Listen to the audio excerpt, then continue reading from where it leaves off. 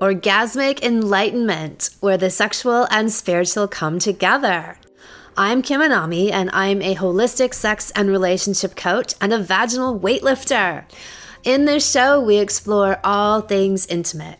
I believe that our sexual energy is life force, creative energy, and we can use it to shape our worlds, strengthen our relationships, and self-actualize. I blend the most avant-garde information from neuroscience, ancient sexual practices like Tantra and Taoism, to renegade wellness modalities to show you how to create gourmet sex in your lives. Come one, come all. How casual is casual sex? In this episode, I will be talking about casual sex versus gourmet sex. What is the impact of casual sex? 9 reasons why to go fuck yourself instead. The false liberation of the pill. Do you need many partners to be experienced? And are men and women built differently when it comes to casual sex? So for starters, let's define it. What is casual sex? A mutual agreement not to go deep, to have sex without emotions, to place barriers between yourself and another person so that you don't become attached to them, even when you are quite literally attached to them. You expose parts of yourself, the most intimate parts, but try to act like that means nothing and you can't touch this, even though you be touching it all over the place. Casual sex is actually a massive contradiction and oxymoron. It's an illusion because sex, by its very nature and definition, is anything but casual and inconsequential. We'll get more into that in the whole episode, but the whole idea of casual sex is entirely opposite to the kind of sex that I teach people to have, which is sacred, profound, life-changing. All of your walls are down and you are deeply connected. In fact, the secret ingredient and most key ingredient for life-changing sex is vulnerability and total surrender. That is the kind of sex that changes your life. That is gourmet sex. When you fully open yourself to someone, heart and genitals, you tap into the magical, creative superpower that is the life force energy of the universe. The cosmic connection that you create in a relationship like this allows you to unleash your and the universe's superpowers. The transformative and enlightening energy that is the heart of conscious sexual union is yours to inhabit and wield anytime. In becoming deeply well fucked, you become unfuckwithable. So I speak to this idea more in my Conscious Monogamy podcast episode, and I show you how to do it in my Coming Together for Couples salon. So when you are just fucking for the sake of fucking or to just have an orgasm, you can still get a certain boost from all the neurotransmitters and hormones you release. After all, sex is the best acupressure treatment going, given that you have a map of the reflexology points in your body on both male and female genitalia. But that high is usually short-lived, and like a sugar high, it has no long-term value. Hence, the reason why people need to bust another one out so soon. This isn't deep nourishment. It's superficial, instant gratification that leaves you hungry for more. However, we live in a time and place where casual sex is and has been glorified for decades. We are bombarded with it constantly in the media, pop songs, movies, television shows. I'm going to let you in on a little secret. If the institutions and corporate media are embracing and pushing an ideology, you are not the resistance. You are not the rebellion. You are the agenda. But when it gets packaged as some kind of pseudo-freedom counterculture, people eat that shit right up. So to be clear, my thoughts and feelings about casual sex are not born out of any kind of moral judgment. I do not give a fuck who or what you decide to consensually do with your body. My apparatus for decision making is always, does this give me energy or take it away? Does this make me a better, more self-realized version of myself, or does it diminish me in some way? This is ultimately the great barometric question I ask everyone about sex in general. Does sex leave you feeling energized, transformed, ecstatic, and like it changed your life? If not, you're doing it wrong. One way of having sex helps you to become more conscious, awake, alive, and connected to yourself and the world at large. And the other is about going unconscious, checking out, escaping. And this is the difference between junk food sex and gourmet sex. A couple could be married for 30 years and be having junk food sex, the kind where one or both of them just wants to get off and get it over with as fast as possible, or just, check a box to say that they have sex once a week or once a month or once a year, whatever it might be. So we could say that casual sex is a form of junk food sex because, again, by its very definition, you are deliberately not trying to go deep and expose yourself and open up. So my work does not apply to casual sex. When people take my online salons and courses, the single people will sometimes ask me if they ought to go and find a partner for the purposes of doing some of their home play. In all of my classes, I give home play for both singles and couples. So granted, there are some techniques and exercises that can't really be done solo, although I've had people ask me if they can practice deep throating on a dildo or a banana. But the idea is that for certain practices like that, you have this information at the ready for when you do meet someone that you'd like to go deep with. So in response to the casual partner question, I tell them not to bother. There's plenty of know thyself home play that they can be focusing on in the meantime.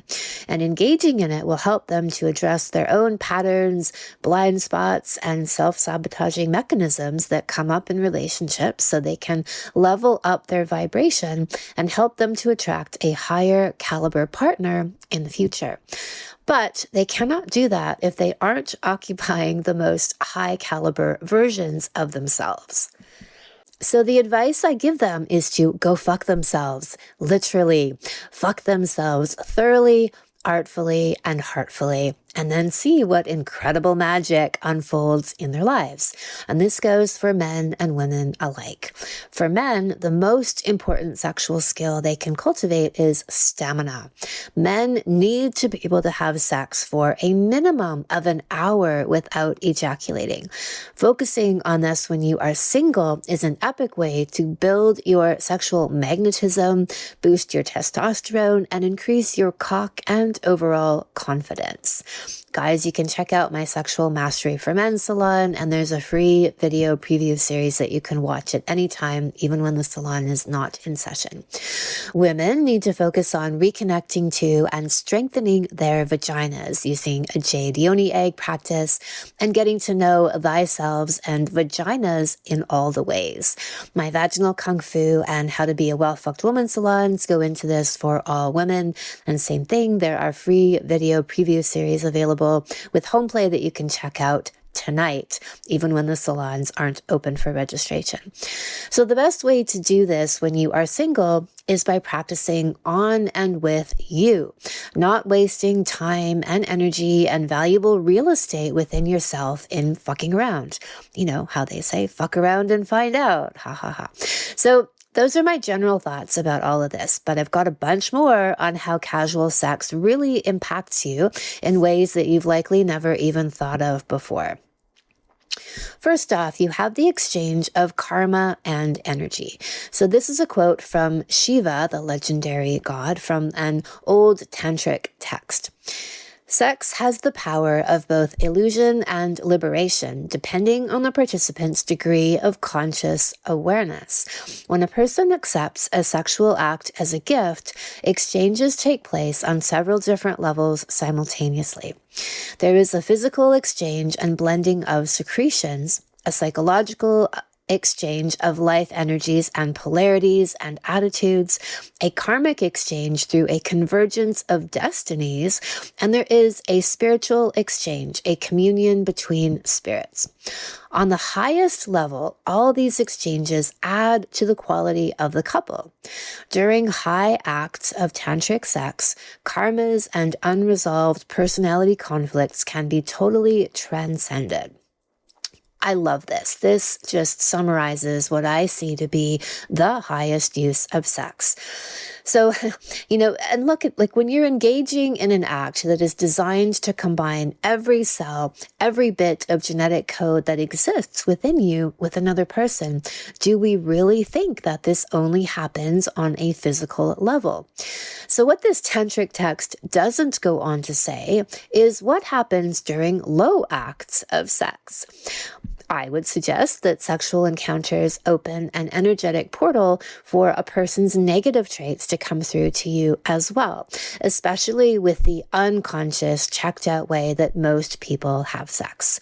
I have spoken with seers, like visionaries, you might call them psychics, who speak about the entities that they can see people have taken on from their sexual partners. And I've been with people who brought their literal demons into bed with me, particularly those people who used drugs and alcohol, which open up your energy body and they leave holes in your aura for entities to come through.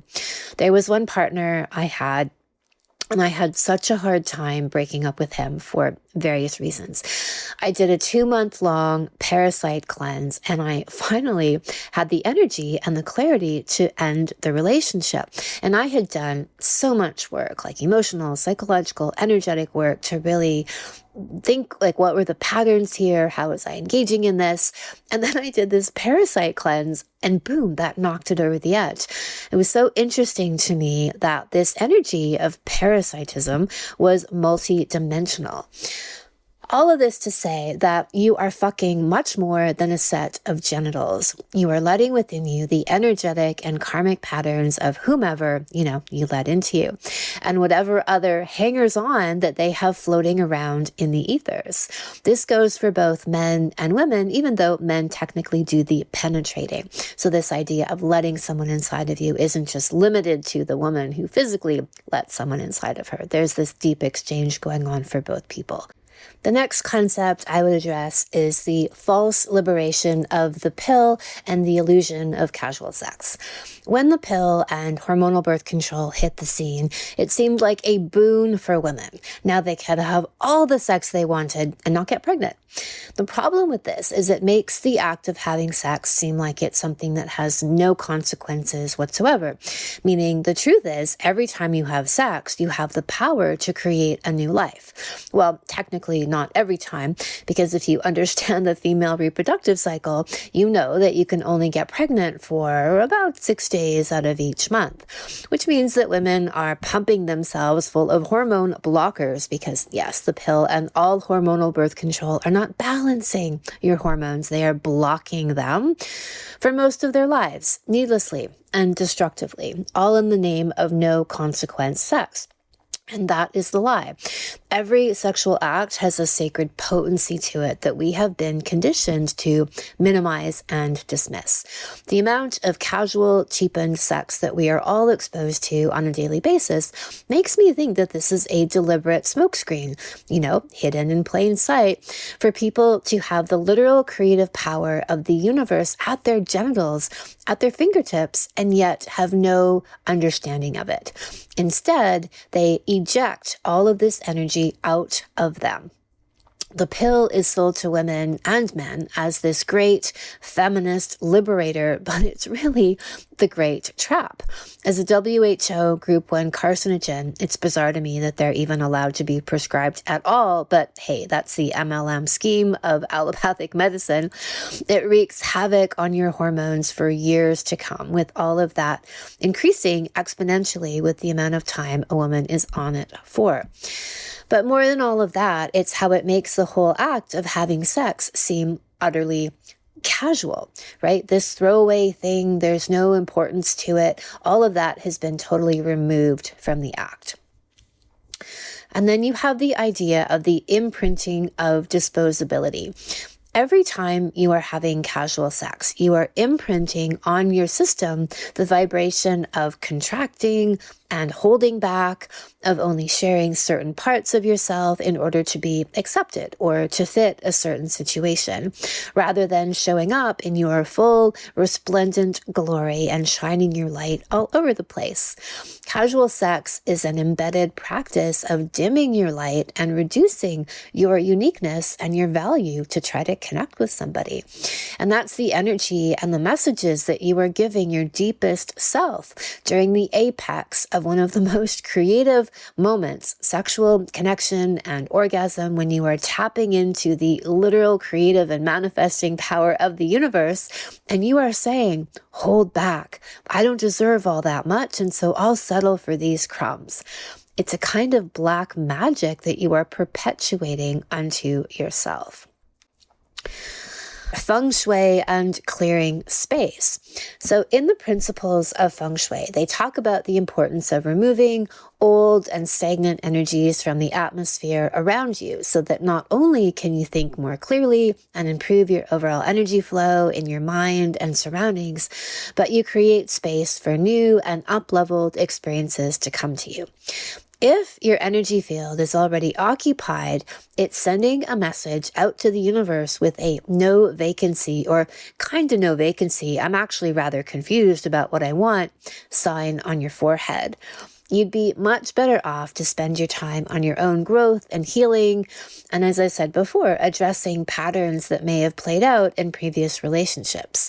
Throw yourself into a salon, do some somatic therapy, commit to daily self-pleasuring and breathwork sessions. By doing all of that, you are elevating your IQ, your intimacy quotient, the capacity that you have for a deep and conscious relationship that will actually contribute to and uplift your entire life. Then you attract a higher caliber partner from this energy of, I value myself, I am the best, and I want the best, instead of, I settle, or this isn't really what I want, but I'll take it for now. Every thought and action you take is constantly communicating to the universe around you what you want and what you are worth. The universe then takes that order and helps you to create it. By adding the most powerful procreative energy in the universe, sexual energy, you amplify all of that creative power and these intentions, even if they are unconscious within you, 100-fold. From that perspective, we could even think that casual sex is dangerous in terms of what you are putting out there and the messages that you are giving to every cell in your body. So the false notion that you need lots of partners to be experienced. This has somehow been embedded in our cultural psyche. Obviously, we are all familiar with the idea of 10,000 hours to be a master of something. The question then becomes, is the experience of being with many people or a few people more valuable? I would say that I have learned infinitely more, sexually speaking, in my committed relationships than during casual sex. And it's not even comparable. In fact, I can't think of a significant sexual thing I learned in a casual sex situation. All of my deep learning happened within committed partnerships. Why is that? Because we created a safe and trusting haven in which to explore. We created the time to go deep and build from one experience to the next. You know how I'm a proponent of the 3-hour sex date, and that might happen in casual sex, but I doubt it. With that kind of time, you get to the most deep places. You have the space to open up, you take chances, you bare yourself emotionally and sexually. And it was within these sessions that I discovered things like cervical orgasms, G-spot orgasms, how anal sex could open me up to God. I learned how to deep throat a massive cock. So I never went into any of these experiences with technique, right? Or with a guide of how steps to do these things. I went in with trust and openness and the knowledge that I was free to learn and explore without judgment.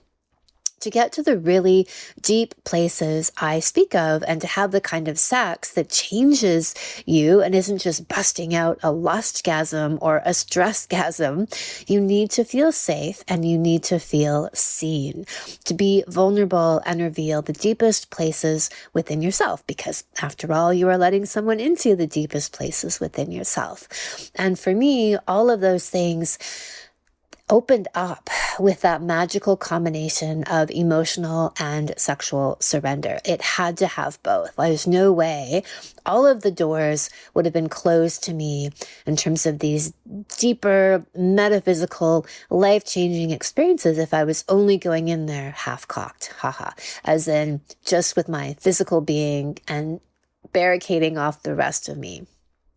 Men versus women. Does the notion of casual sex apply differently to men and women? The reality is that in our culture, men are conditioned to be more sexual and women are conditioned to be more emotional. It's not that men inherently are less emotional or women inherently are less sexual. It's how we've been programmed. Sexually speaking, women have much more stamina than men who, for the most part, if you give them 3 minutes of doggy style, they are down for the count. Women, on the other hand, once they are awakened sexually, are insatiable and multi-orgasmic. They do not have an off switch. Just this week in one of my vaginal kung fu salon Q&A calls, one of our middle-aged, well-fucked women all-stars was talking about how she is so wet all the time that she leaves puddles everywhere, and now she wants to have sex 3 times a day, and her husband can barely keep up with her. Oh, the trials and tribulations of the well-fucked. So the notion that men just somehow need more sex or more random sex is really more of an expression of men who've been circumcised and who are very disconnected from their cocks, from their hearts and their cocks, and they can more easily buy into the notion that they should want lots of casual sex. So some years back, a friend of mine came out of a long-term relationship and he was so excited to play the field. Now he could go and fuck as many women as he wanted to. And he did. And he called me at one point because he was having issues, erectile issues. Kim, I don't understand what's happening to me. I've never had this happen before. What is it? Well, I'm sleeping with 5 different women and I'm having issues with my erection. Okay, tell me more. Well, I'm having problems staying hard with all of the women except for one, the one that I really like. It's no problem at all. So this guy had talked himself into the idea that he ought to be some kind of wonderland fuck machine, and that when he then created that situation, his cock was giving him clear messages that he couldn't read for himself. It responded to the woman I really like, but nobody else. And he couldn't even grasp that in his head. Even he's saying that to me out loud, he still couldn't put it together. Like I've said, the exaltation of casual sex is programming.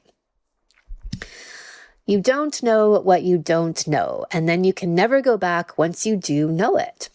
Once you've had gourmet, life-changing sex, it's impossible to go back to the casual junk food version.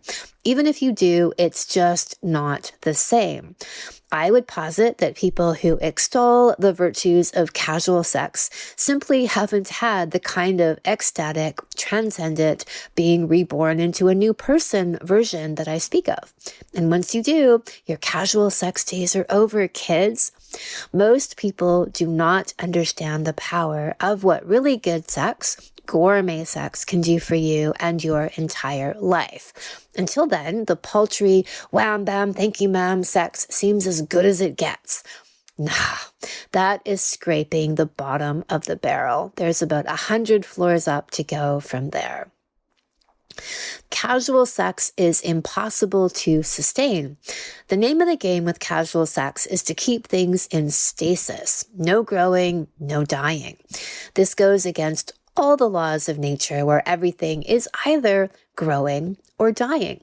Nothing remains in stasis. The one-night stand has been immortalized in our culture because it maybe almost works in this game of let's get closer than two humans can ever get, but let's actually not get that close at all, okay? When you know that there is no future, no tomorrow, and you aren't ever going to see this person again, you might let your guard down a little further than if you knew you were doing this again next week. And therein lies the potential secret magic of the one-night stand. You might get a little closer to the life-changing territory of complete surrender. But for the majority of encounters, especially those that are ongoing, the energy is either going to grow or die, meaning one or both people are going to get more emotionally attached, or the connection will just fizzle out. This is one of the primary illusions of casual sex, that it's possible to keep it just casual for any length of time. So the last point is promoting the breakdown of the family unit. With the combination of a few overlapping agendas, such as the glorification of casual sex and the growth of polyamorous, humans just weren't meant to be monogamous relationships, all of this diminishes the importance of the family unit. There's a deep metaphysical power in the union of male and female, the alchemical combining of masculine and feminine energies, the yin and the yang, these archetypal universal polarity energies, and the container they provide in harnessing the procreative energy of the universe. Why do you think there is such a massive effort to undermine this kind of relationship right now? Because this is the creative power of the universe being tapped into every single time a woman and a man have sex. This is the portal to accessing other dimensions and to literally bringing new life into the world. As I always say, if you aren't creating babies with this energy, then you can learn to use it to create whatever you desire in your world. The power that a consciously monogamous couple has is unmatched. They, as a unit, become superpowers and uber manifestors and unfuckwithable, which may be why their very existence is a threat to any kind of power that might seek to oppress them. When you have the literal creative power of the universe on your side and available to you at every moment, and you know how to use it, you are a threat to anything that seems to make people small and encumbered.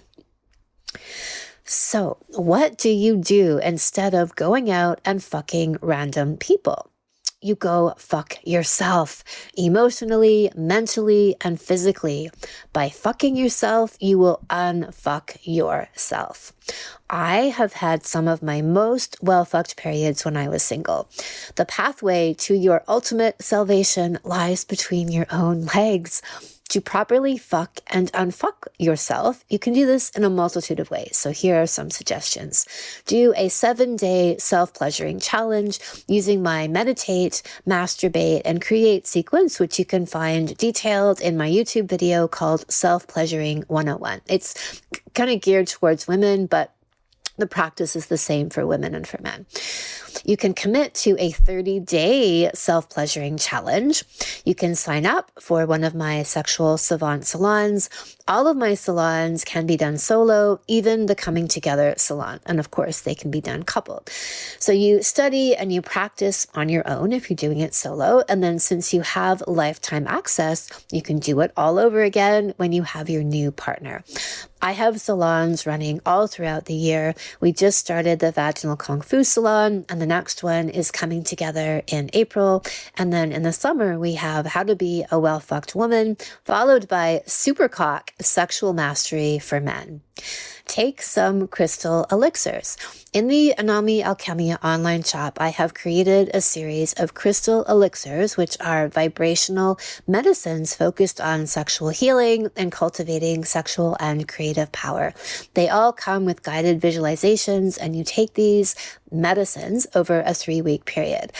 I have Luscious for women and Resurrect for men, which are excellent to start with. They're part of the Deep Healer series. Somatic therapies that help you to rewire neural pathways like breath work are excellent to use for clearing blockages. And I go into many more of these modalities in my online salons. Feng Shui your life. This is that clearing and cleansing idea that I talked about earlier. Are there any parts of you or your life that you don't want to let anyone into and have them see? If there are, those are the places you put your attention on to level up so that you feel ready to welcome somebody into all parts of your existence. Other podcast episodes of mine that I would recommend along these lines are How to Manifest Your Dream Partner, Conscious Monogamy, and Conscious Celibacy. Even if the salons I mentioned aren't open for registration now, each of them comes with a free preview video series with exercises you can practice tonight. In summary, all of this to say that your sexuality is one of the most powerful energies that you have available. You can choose to squander it, which is what the culture at large would encourage you to do, or you can choose to recognize it for the potent and sacred, life-changing energy that it is and wield this power consciously and creatively. Thank you so much for listening. If you haven't already, subscribe and also leave a review. And send someone else the gift of a healthy libido and an off-the-charts love life by sharing this episode with them. We'll be back next week, and in the meantime, many happy orgasms.